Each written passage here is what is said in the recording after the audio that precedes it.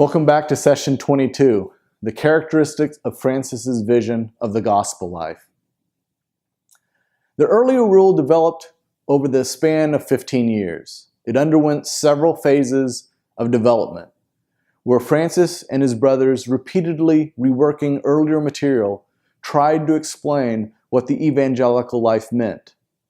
First as a proposal, then as a life, and finally as a rule.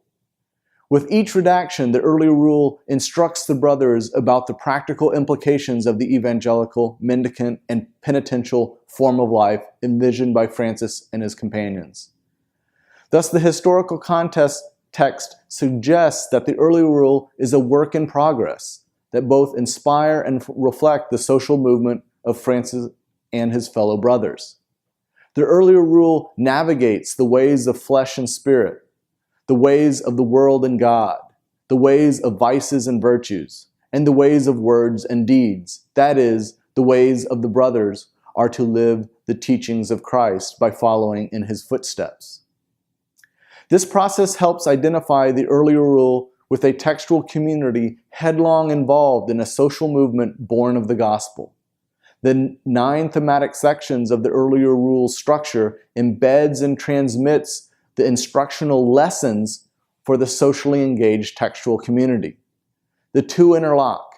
The historical context exposes why the community needed instruction, while the text structural context manifests what the brothers' practical response to society ought to be.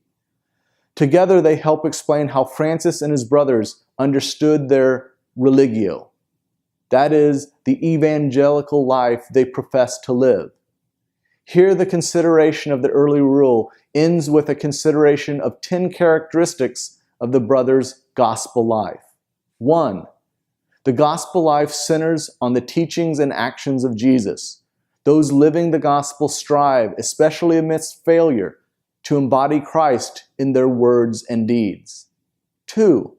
The gospel life requires one to listen, that is, to obey the words and deeds of Jesus. Obedience literally means to listen, and no personal relationship can succeed without listening to the other. Thus, the gospel life compels listening. 3. The gospel life only places God as prior to all of creation.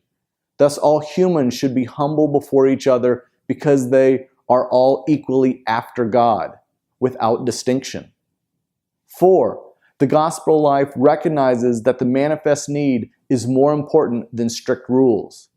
The discernment between individual and communal needs and wants is imperative to transforming society in the spirit of the gospel.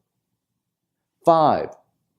The gospel life values and encourages work, but the good produced by the work is given by God working through individuals.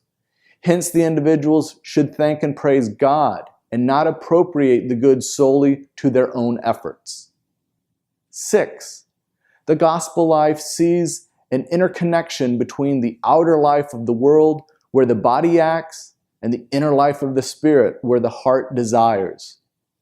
Metaphorically speaking, the whole person, body, heart, mind, soul, and spirit, must be in communion if there is to be a communion with others.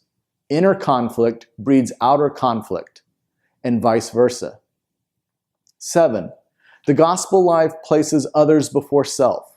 Humility seeks to serve and minister to others. To be subject to others is to become vulnerable and to respond to hurts with forgiveness and a desire for personal encounter. 8. The gospel life understands penance as forgiveness that reconciles relationships, both the asking for forgiveness and for the acceptance of forgiveness. It also understands the fruit of penance to be thanksgiving for and praise of the reconciled relationship, which shares in the same desire God has for creation. 9.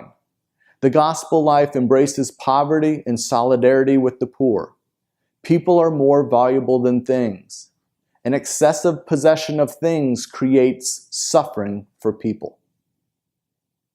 10. The gospel life subverts the status quo.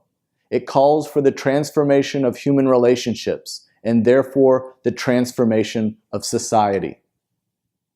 To conclude, just as the writing of the earlier rule was a process, living the gospel it proposes inevitably brings with it a process of conversion, whereby persons in community come to live up to their name, Christians, that is, to be Christ-like in their words and deeds.